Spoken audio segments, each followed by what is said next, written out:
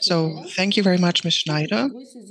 I should also like to cordially welcome you to today's meeting, a cooperation of Renovabis, this aid agency, the Central Committee of the German Catholics, and the Catholic Academy in Berlin. And I would like to thank you cordially for the invitation to be the moderator for today.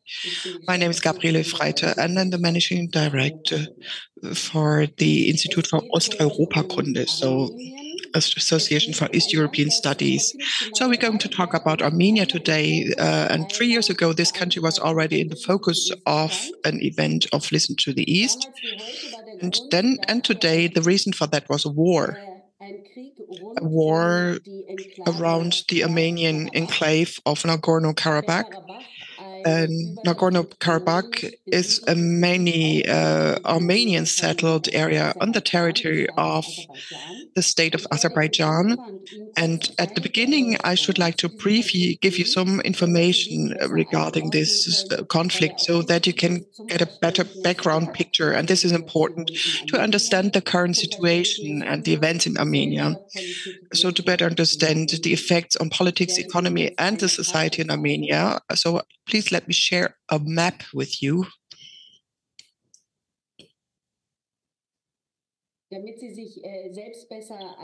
So that you get a picture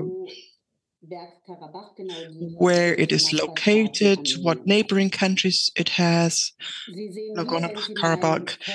So when you can see my cursor here, you see the territory of Nagorno-Karabakh. Maybe you know this expression. And Artsakh is what they refer to the republic itself. So the conflict reaches back to the early 20th century, actually the time when the Russian Tsardom was breaking down. And after the October Revolution, the areas of Armenia and Azerbaijan and also Georgia were included in the new Soviet Union, incorporated. And in the 1980s, when the breakdown of the Soviet Union kind of came up, also due to stronger national movements, then the conflict between Armenia and Azerbaijan came up again regarding this enclave of Nagorno-Karabakh. And so there was a war with high losses between Armenia and Azerbaijan, and Armenia was the victor of this war, and Armenia then, as a kind of a buffer zone, occupied surrounding areas, which you can see in ochre here. And this area was under Armenian control for about 25 years. And in the year 2020, there was a second war regarding this region. And then Azerbaijan reconquered the areas that had been conquered by Armenia and also occupied part of Nagorno-Karabakh. And last year in 2023, Azerbaijan conquered not only the areas that were occupied Armenia, but the whole enclave of Karabakh then, or Nagorno-Karabakh. So the Armenian population in Nagorno-Karabakh in 2023 was kind of starved by a blockade. So of course, according to international law, this territory belongs to Azerbaijan, but it's also about the violation of minority rights. And Azerbaijan simply with military force tried to block this whole area and to really put their will on the population. And so then the people were really starving a lot. And then there was the actual military attack. And this means in fall 2023, about 100,000 people or even more had to flee Nagorno-Karabakh. And the main part of them nowadays is on Armenian territory. And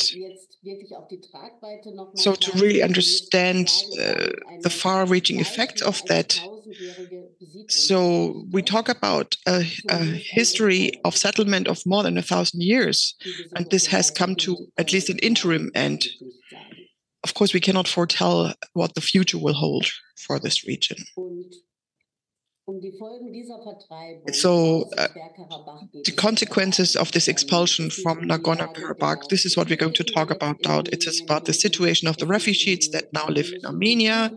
It's about the Armenian cultural assets on the territory of Azerbaijan and the role and position of the Armenian Apostolic Church, the effects of the refugee movements on politics and economy in Armenia, and if time permits, at the end, maybe we might also talk about further territorial claims of Azerbaijan that could even affect the core country of Armenia. And who am I going to discuss with tonight? I have two representatives, so I should like to cordially welcome Dr. Vardan Aslanyan. So he's the Deacon of the Armenian Apostolic Church. He is a lecturer at the State University in Yerevan, and he's a Doctor of Divinity and Philosophy, and he, among others, also studied in Paderborn and Tübingen. So welcome, Vardan Aslanyan. So I should like to welcome you. Hello. And I would also like to welcome Aram Simonyan.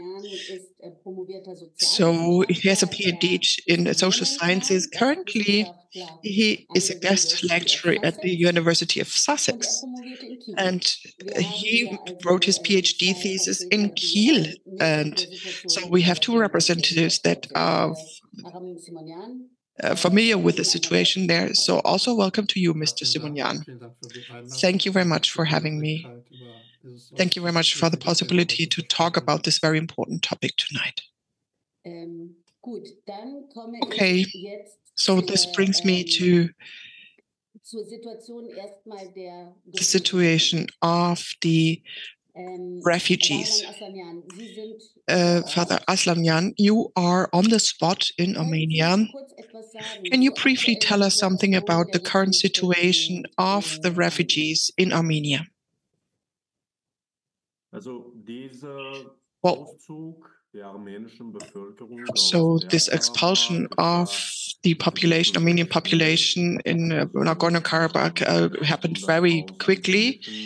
About 100,000 mentioned within a couple of days between the 24th and 30th of September had to flee Nagorno-Karabakh. But the Armenian side was already ready to receive the people.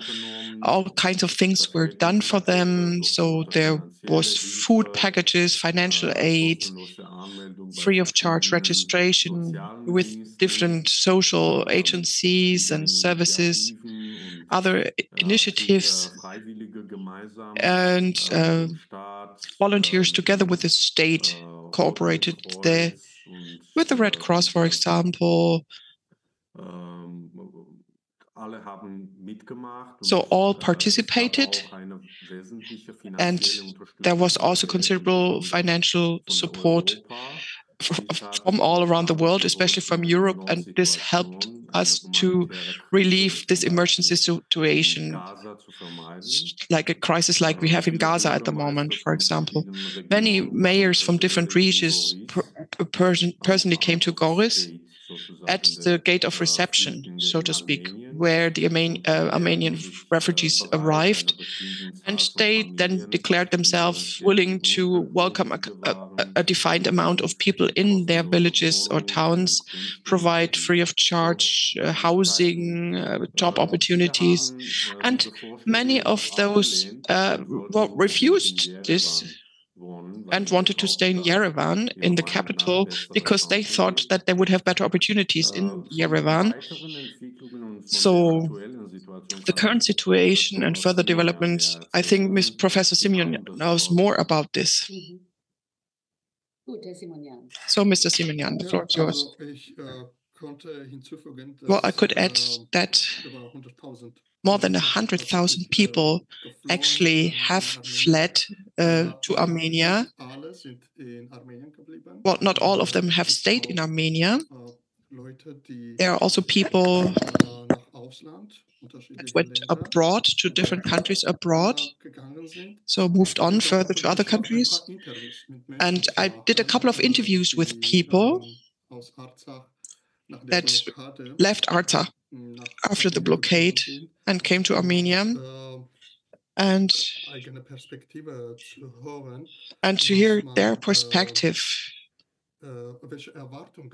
So what kind of expectations they have and what kind of needs they have in the new country. And I was able to differentiate, or from what I heard, I was able to differentiate that it also depended on what kind of life people led in Artsakh before they fled. So this means those coming from a small village, for example,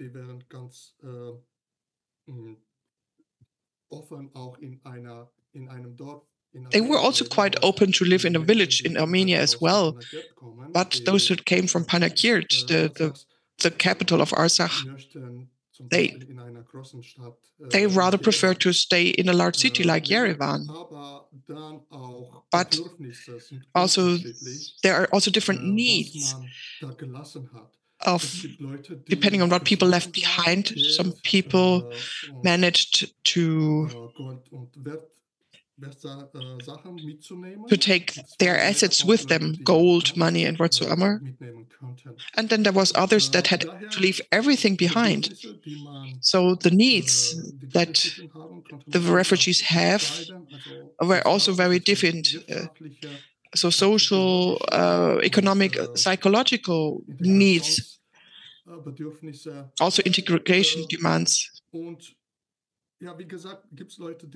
And as I said, there are people that are quite satisfied what they have found in Armenia, but there are also people that say we have lost a lot and it really will take time for us to integrate ourselves.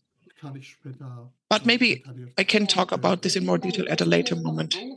So just one question. Armenia actually is a relatively poor country with a weak economy.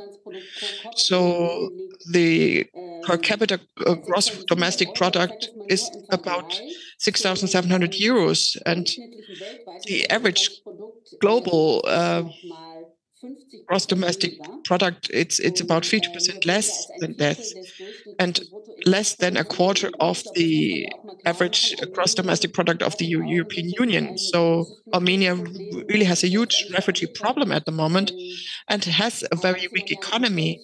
So Aram Simonyan, what are the opportunities for the refugees to really find work there?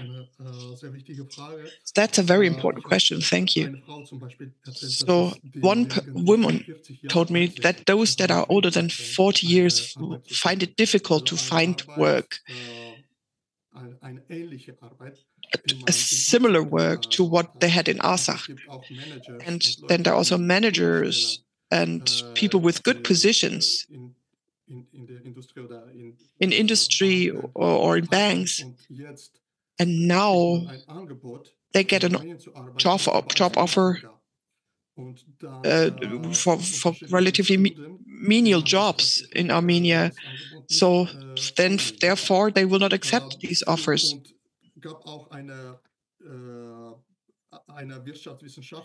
So there was also a social scientist, and she said that they told her to do a requalification because unfortunately she cannot continue to do what she did in Artsakh. But there were also people that said, okay, then I'm going to start to bake, or then I do something completely different, independent of what I have done in my home country. And for example, there are also people or one person, this person worked in tourism, and he said,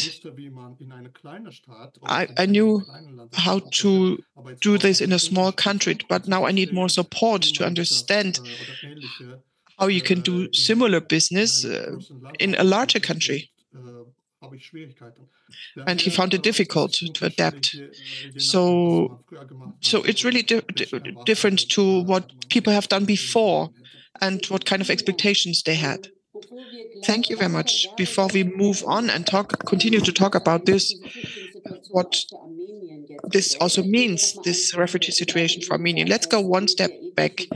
I said with this ethnic expulsion in the fall of 2023, actually the whole ethnic Armenian population has left Nagorno-Karabakh, and what has been left there are a lot of cultural assets. Mr. Aslanyan, the Armenian Apostolic Church, of course, also now strives for saving this cultural heritages. And you have prepared some photos, and could you please show them to us and please explain to us what for the Armenian Apostolic Church is important?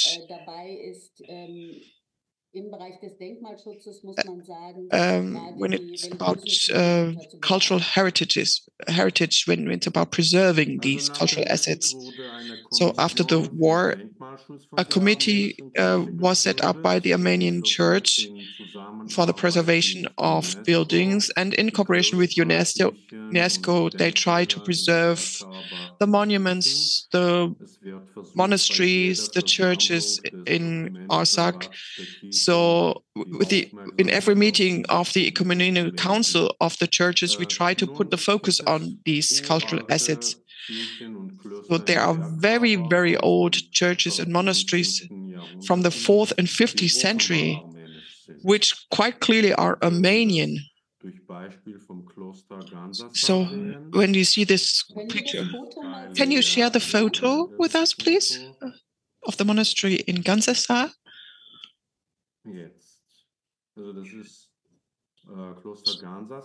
So this is the monastery in Ganzasar.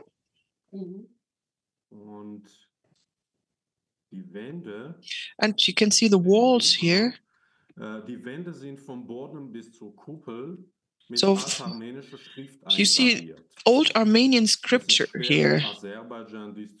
So Azerbaijan cannot deny that, but still they claim that these churches come from the Caucasian Albanian church. So this was done in 2020 to claim this in the monastery of Gadiban, which you can see in the next picture.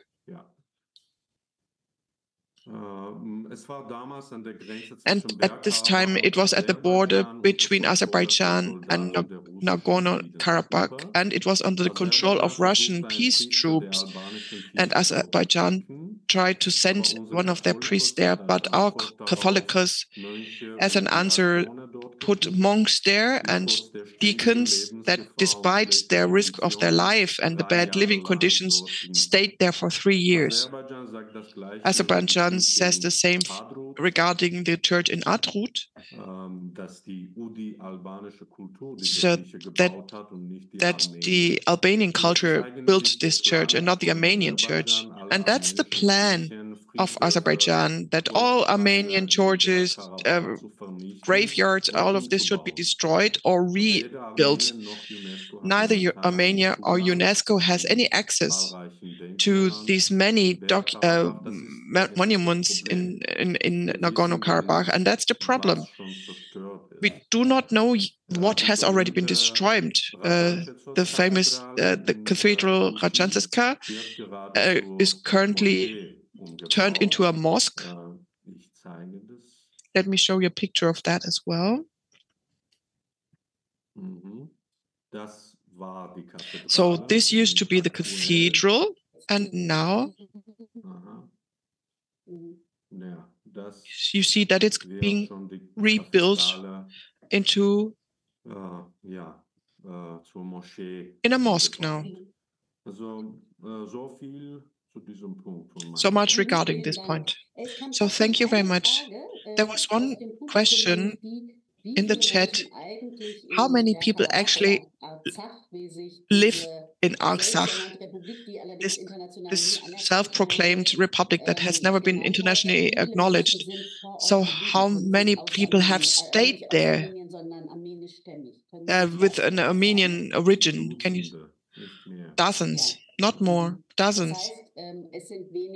So it's fewer than 100? Yes, fewer than 100 that have stayed on the spot. Okay, thank you for answering this question. Vardan, Aslanyan, another question to you. And with this question, I come back to the situation in Armenia. So at the beginning, I said Armenia is a poor country and it's a small country.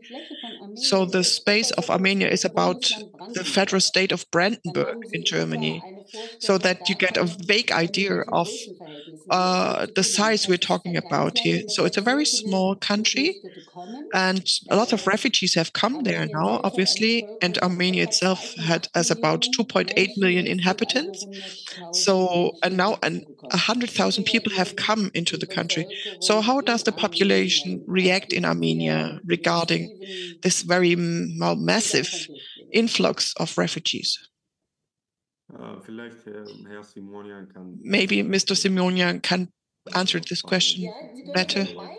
Oh, you can both share your opinions because you are in the country at the moment. And how do you experience the situation in your daily life? So we have people relocated from Russia. I don't know how many these are. 100,000 or even more. Maybe guest workers above 80,000 from India. So it's normal for us. So we are not, well, disturbed by the people. It's quiet. It's still a very friendly atmosphere handling of these people. So I see no problem, actually. Thank you. Aram Simonian, so you talked to the refugees yourself. How do they perceive that?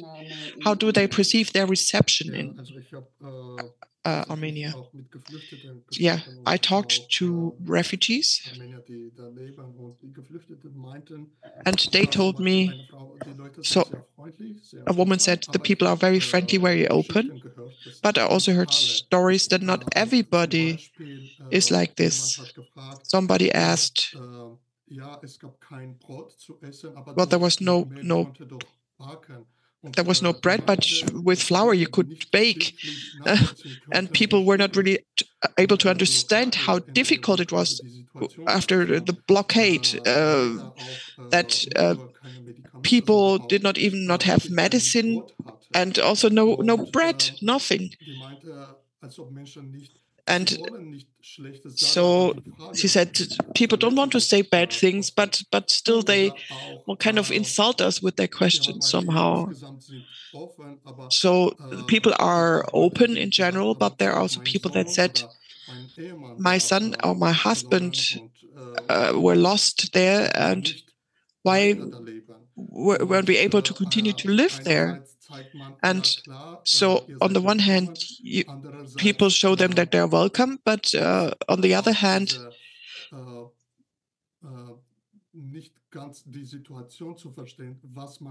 people do not really have an understanding of what these people have gone through there. And when we talked about the blockade, so in August, September, people had almost nothing to eat, and they had to flee then. And they also said it depends on whom you talk to. For example, the reaction of a taxi driver could be different than the reaction of someone who's more familiar with the situation or better understands the situation. And I also talked with another Armenian lady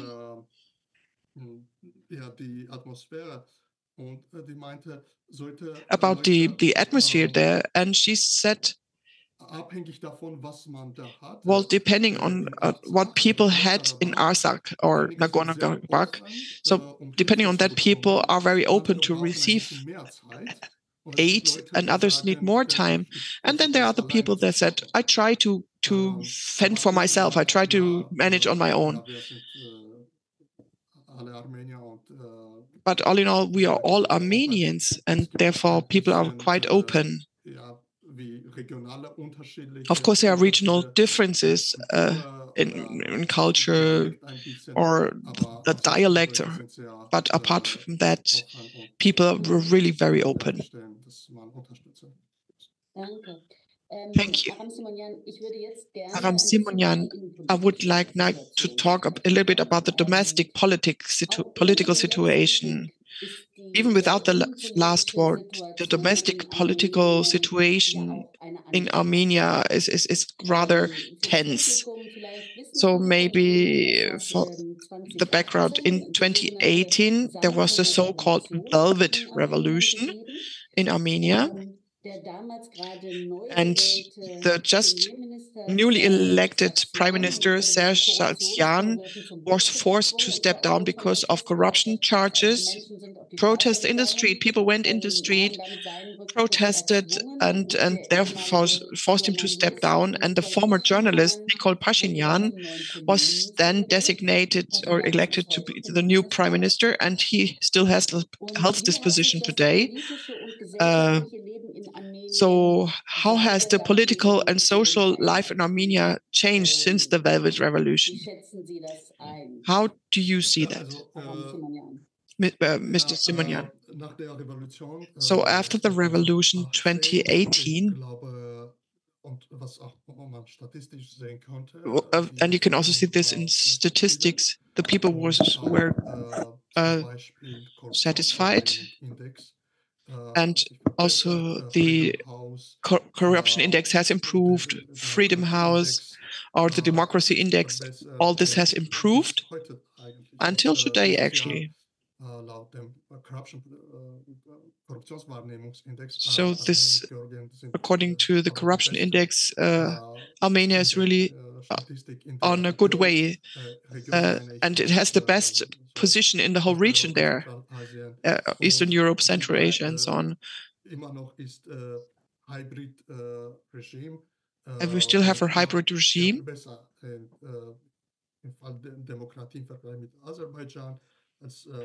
And democracy-wise, it's of course much better than Azerbaijan, which is an autocracy and so on.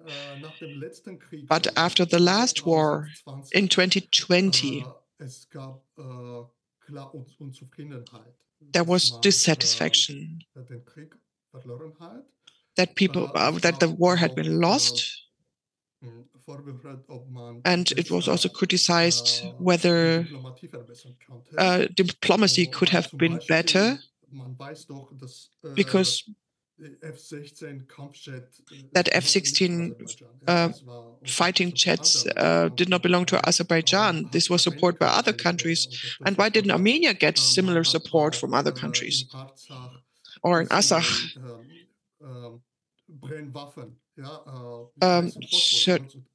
they used white phosphorus weapons. And the European countries did not really support Armenia there or Artsakh. And so, of course, there was the question how diplomacy could have prevented further attacks.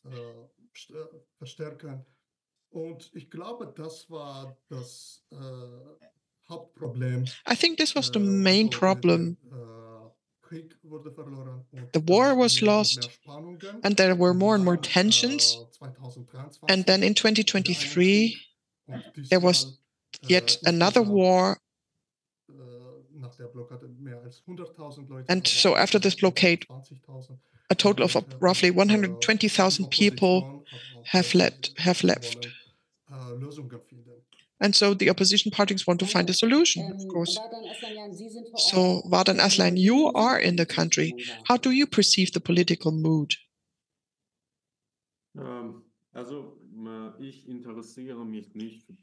So I'm not really interested in politics, but I believe that it really makes sense to know something a little bit, the relationship between the state and the church.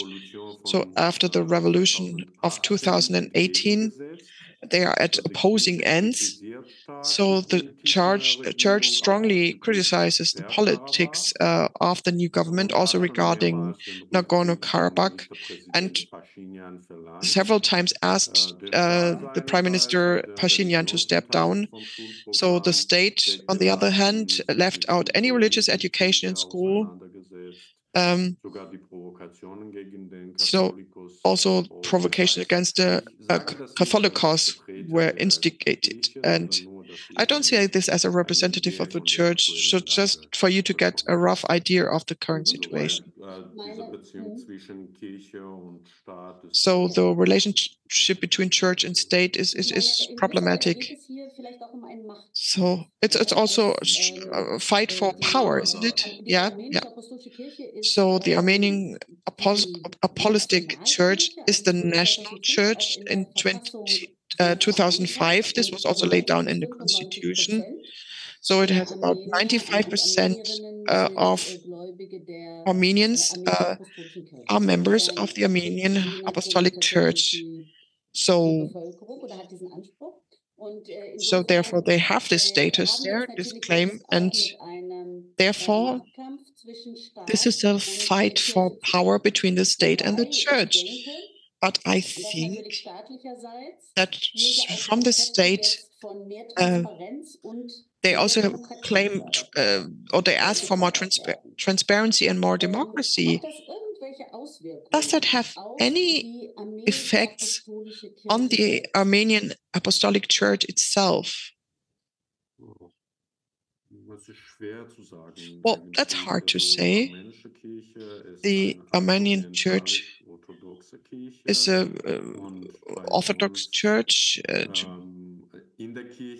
So in the church, it's not so democratic. Everything is decided by the Catholicos. And all decisions actually, were taken by him. And so this new government sees the church as a part of the former government. And therefore, maybe there are these issues that they have with one another. So also in the Catholic Church, the Roman Catholic Church, there are different ideas about democracy and participation. When you have a look at the Catholic Church in Germany, there is also a movement from the bottom that is striving for more democracy, that also wants to have a bigger say in church questions. Do we have the feeling that through the Velvet Revolution, the population, maybe from the bottom, they make these claims now? Or would you say that this Velvet Revolution had no influence whatsoever on the church? Well, in the church, nothing has changed. It stays as it was before.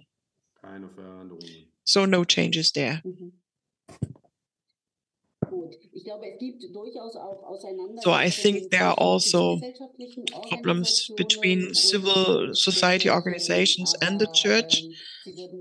But you would say that currently it's rather other opposing groups there. Yeah, that's correct.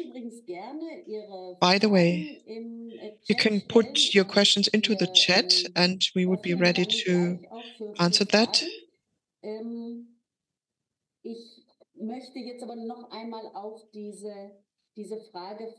But I would like to come back to the question regarding democracy. Aram Simonyan, how do you see this? You said after 2018, there was progress, fighting against corruption, more transparency. So how do you currently assess the situation? Do you have the feeling that in the political life, or that life becomes more democratic since 2018? Well, at the beginning, the situation improved and the satisfaction was better.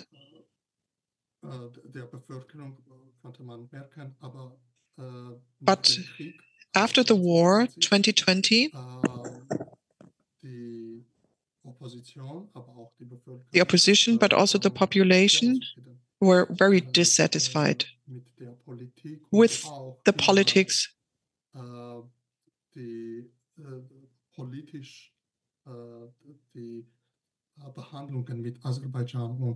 and also the negotiations with Azerbaijan and other powers in this area there.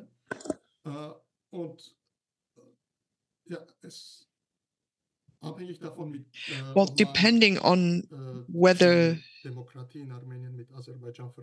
you want to compare democracy in Armenia with Azerbaijan before and after the war with other countries,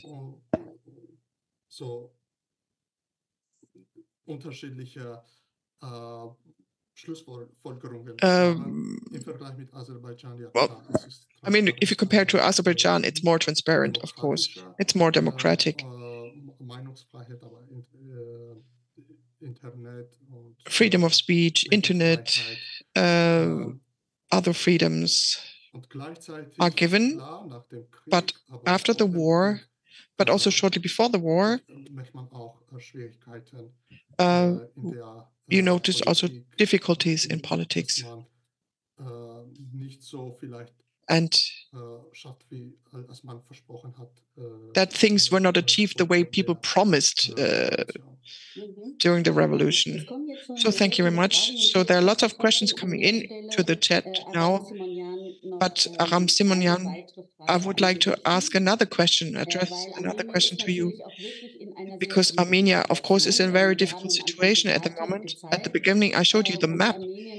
And Armenia has some neighboring countries that are very autocratic. We already mentioned Azerbaijan. Then we have Turkey and Iran, other neighboring countries of Armenia. What effect does this neighborhood, where you just have Georgia, maybe, well, as a weak democracy, how does this environment, what effect does that have on the domestic politics? Well, the closed borders with two countries, with Azerbaijan and Turkey, lead to economic problems. You don't have free trade, and you cannot travel to Azerbaijan. So, as I said, it leads to economic challenges as well. Iran and Georgia, well, with them, the relationships are much better. Georgia is a hybrid regime. Well, it's a weak democracy, as you have already called it. Well, currently, these two most important neighboring countries with which the Armenian government continues to have talks and cooperation and economic political relationships. Well, as I can see it, it will still take a while until we can have free borders with the two other neighboring countries and free activities with them. Thank you very much. So there have come in a couple of questions from the chat, Vardan Aslanyan. Maybe because we talked about the position of the Armenian Apostolic Church. What is the relationship between the Armenian Church to the very small Catholic Church? So the parish is not that small after all in Gyumri. Pope Franciscus was in Armenia in 2015, and in July a Catholic Mass was celebrated with 50,000 participants, I think, in Yerevan, in Gyumri, in the northern regions. We have quite a lot of Catholics, and in Armenia, the relationship between the Catholic and the Apostolic Church and also the Protestant churches are very friendly. just as I've seen in Germany, for example. It's a very good, friendly relationship that we have. Well, in Germany, there is a Armenian Apostolic Church with about 35 to 40,000 members. Yes, we have a diocese. Yes, in Cologne, and in Germany, I would say it's about roughly 100,000 Armenians living there, but active members of the church, I would say it's about 25,000 or so. There's another question in the chat regarding this. Armenia really has a large diaspora. I think in total it's about 7 million Armenians that live outside the Armenian state but are ethnic Armenians, compared to 2.8 million in the country itself. So the question here was, what meaning do the Armenians that live abroad, what kind of effect do they have? Well, it's comparable to Israel and the diaspora of Israel, I would say. So the diaspora is very important for Armenia, economically, politically. The Armenian lobby in the US or in Europe, so that's very strong. So of course, we have this constant contact and exchange with them, with the diaspora. That's very important. Mr. Simeon, actually, currently you're also in the diaspora. Can you say something about the meaning of Armenians outside the country for Armenia as such? Sorry, I cannot understand you too well at the moment. Now it's better. Well, economically, as it has been mentioned, it is important politically as well. And the ties are always still strong. So they really support the country from the outside. And during the war, we also saw so much support from the diaspora, be it medicine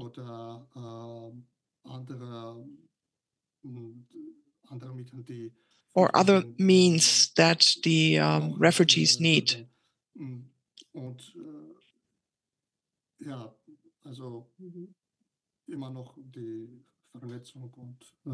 So this network is still very important.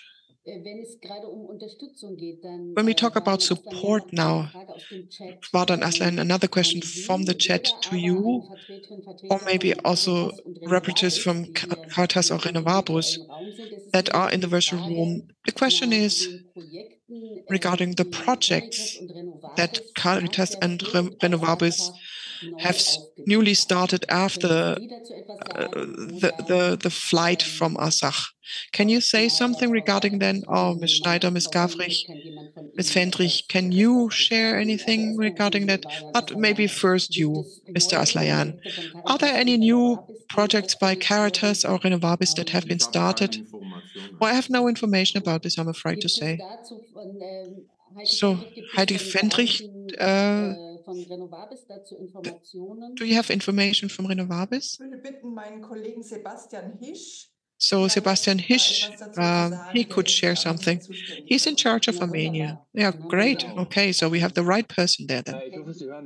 I hope you can hear me. I'm the country specialist for Armenia, and we have the situation that, well, it's not strange, but interesting situation that we were very successful in our donation campaign in fall when the expulsion took place. We, together with Caritas and Caritas Armenia on the spot. So, and currently we are looking for suitable partners so that in the long term we can provide assistance in the country. Because I think, and we were able to hear this in the we talk about 100,000 people families, and it's very questionable whether they can ever return to this Artsakh region. And so the question is, how can you integrate these people in the long run? How can you support them in the long run in this country? So the emergency aid worked out very well. People have been housed. Caritas really made a strong contribution to that, but also the state and also individual families in Armenia that really welcomed the people in their houses. So at least that's what I heard from the many visitors from Armenia and so on. But Renovables is now confronted with the challenge to find suitable project partners and suitable projects that we can support in the long term. So we're still looking for that. Okay, thank you. So for long-term campaigns, it really makes really sense to closely look. So Caritas also raised their hand and wanted to share something. Maybe we could ask the representative from Caritas to say something now, to hear their view.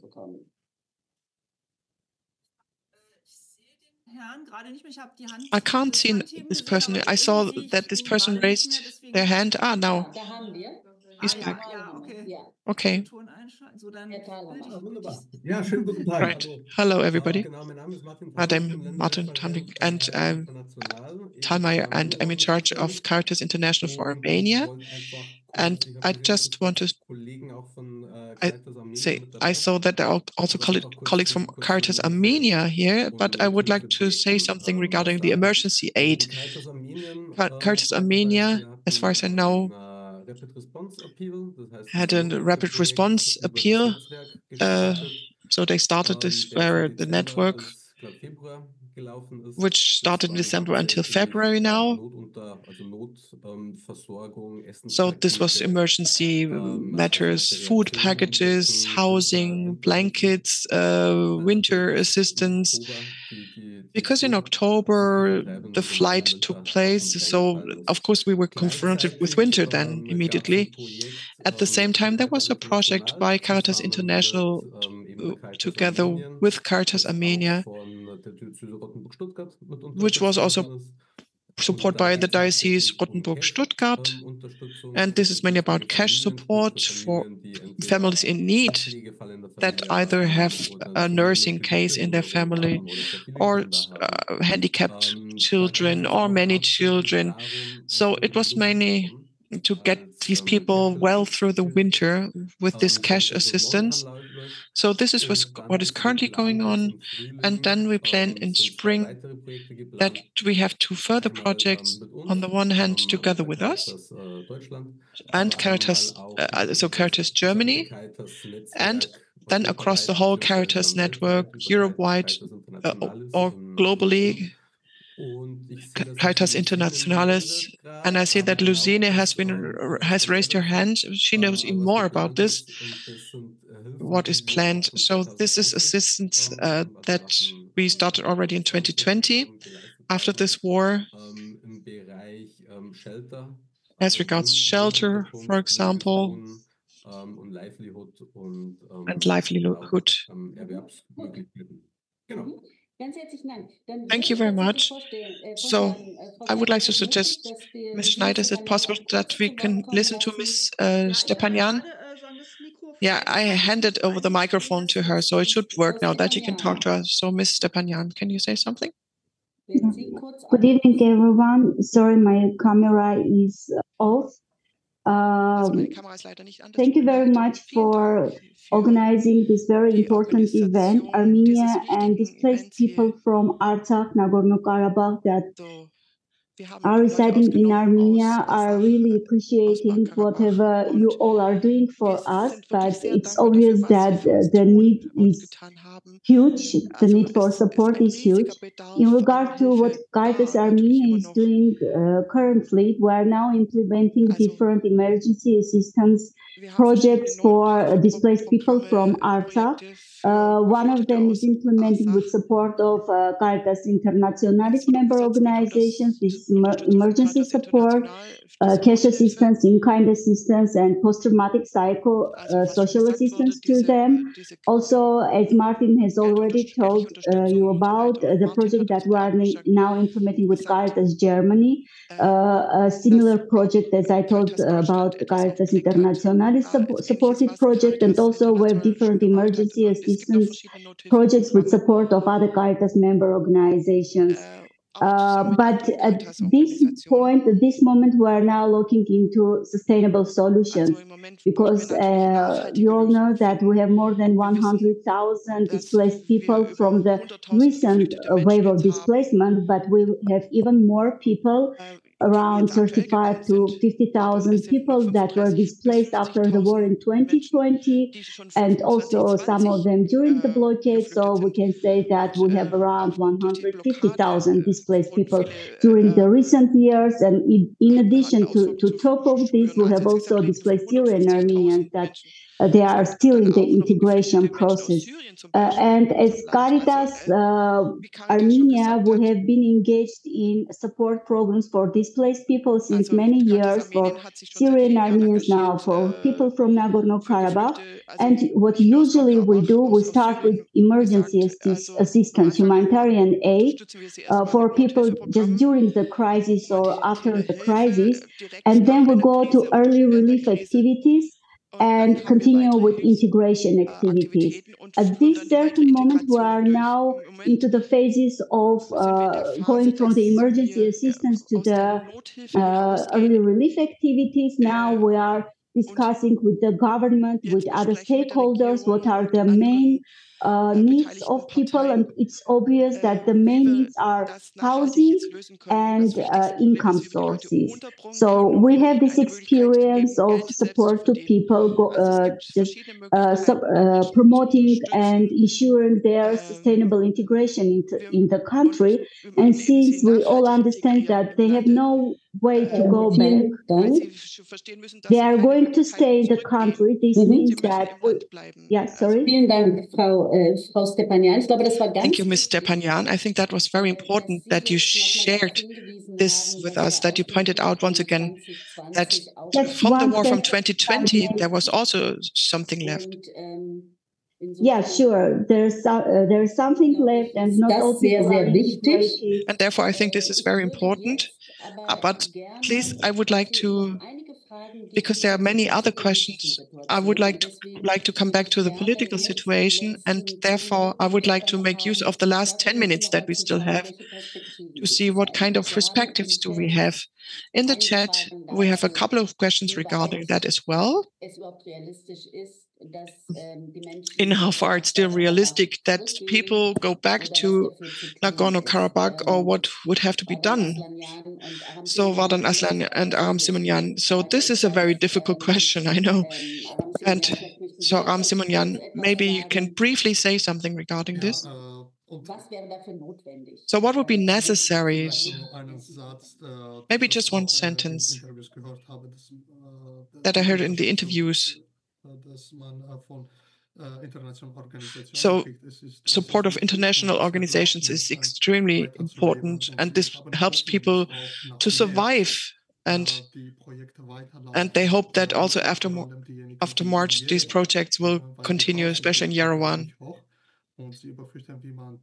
So the rents are very high, and they are very afraid they will be able to pay the rent.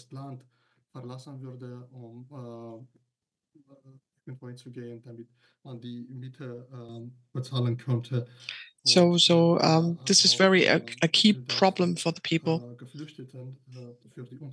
So thank you very much for the support in the name of the refugees.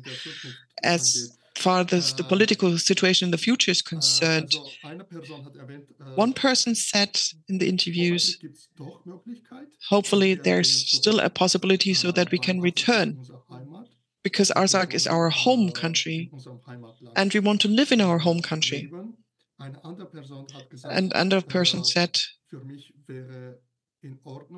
for me, it would be okay that Artsakh is independent, part of a European country, or also Russia. Still, I would go there to my home country. And there's some hope from the international community that maybe the situation could stabilize itself.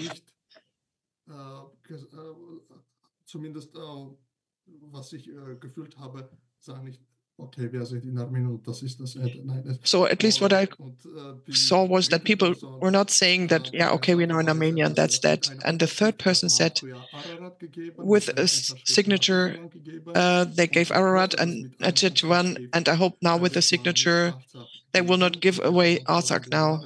Because for thousands of years, we were there. And therefore, they still see a possibility to go back to Artsakh. Thank you very much. So we really talk about long-term projects, and sustainability also means that we have contacts to the civil society. Vardan Aslanyan, in the chat, there's the question how far there are civic connections between Armenians and the majority society in Azerbaijan. Well, so civic movements in Azerbaijan, to talk about this is difficult because it's really an autocratic system, and the civic society is really oppressed. So Vardan Aslanyan, on a societal level, do you see any chance currently that there could be a dialogue between individual groups? Well, that's really possible, but the government of Azerbaijan, first of all, would have to start these polemics, all this hatred that they inseminate, and so that would have to be stopped to have a possibility for peaceful coexistence, cohabitation. So Armenians have been living for 100 years in Georgia, in Iran. 50 or 60,000 Armenians currently live in Georgia, for example. And there are no problems there of this kind. So of course it would be possible. So this brings me to the conclusion round. So the question, so what kind of relationships are there between the Armenian Apostolic Church and other churches in the region? Because the interesting thing is that in former times, there were meetings between the representatives of the Armenian Apostolic Church with representatives of the Russian Orthodox Church, and obviously also with representatives from the Muslims in Azerbaijan. So after the war in 2020, the Russian Orthodox side made claims that actually this dialogue would have to be invigorated again. Do you see any perspective for such a dialogue in the current situation? Well, currently the weapons are speaking and not the people. So I think it's impossible at the moment, right? And this is also criticism to the Armenian Republic, that on the one hand, they try to be democratic, but it doesn't work when the opponent is autocratic. And if they then have no intention to find a peaceful solution, and currently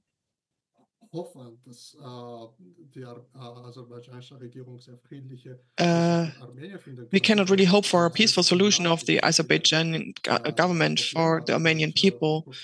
So in the country, there's also problems, and there was a publication recently that the Azerbaijani jails, there are no place for political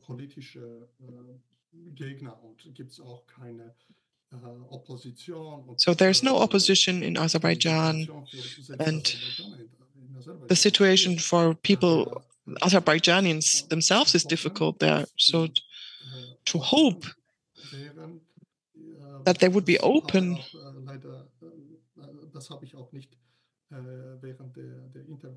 Well, I did not hear that in the interviews, that people actually hope that the government would be open. So thank you very much. So this brings me to the end of our meeting. There are a couple of questions in the chat that unfortunately we cannot answer anymore, which have mainly to do with the foreign policy of the situation. Of course, it would be interesting to talk about how Armenia's relationship to Russia is. It was a protective power in the past. So in the war of 2020, it became clear that Russia did not or was not able to assume this responsibility or this task. And so the Armenian side could not expect any protection from Russia. And another interesting question, which was also asked in the chat, was, does Azerbaijan leave it at this? So the conquest of Nagorno-Karabakh, or will there be additional territorial claims that they will try to also push through with military force? So because Nakhchivan is another exclave of Azerbaijan, and how would they try to get a corridor to that? So this would be interesting to discuss as well. And also the role of Turkey would be interesting to see, which was very close to the side of Azerbaijan. So what opportunities are there for Armenia? What kind of challenges Armenia is confronted with? So unfortunately, we will not be able to answer these questions today, but which also show how difficult the situation for Armenia is, which is a very small country, as I said before, with a weak economy, with a very rich culture, and with a very, very long tradition. And we talked about sustainability about a couple of times and long traditions. So this is what we have to do at the moment. So on the one hand, and the representative of Caritas and Renewabis said it's about sustainable work that has to be, or help that really has to be prepared well, so that we have the right structures. So this cannot be done overnight. And the same is true for the political level. You have to be well prepared and check out what is possible. And Armenia cannot act alone. But of course, Germany and the EU would be really necessary as political partners. But I would leave it at this now. I should like to thank our two participants here, Mr. Aslanyan in Yerevan and Mr. Simonyan currently in Sussex. And I should also like to thank the three partners here, Renewabis, the Katholische Akademie in Berlin, and the Central Committee of German Catholics. And I should like to wish all of you a nice evening. Goodbye. Thank you very much for having us.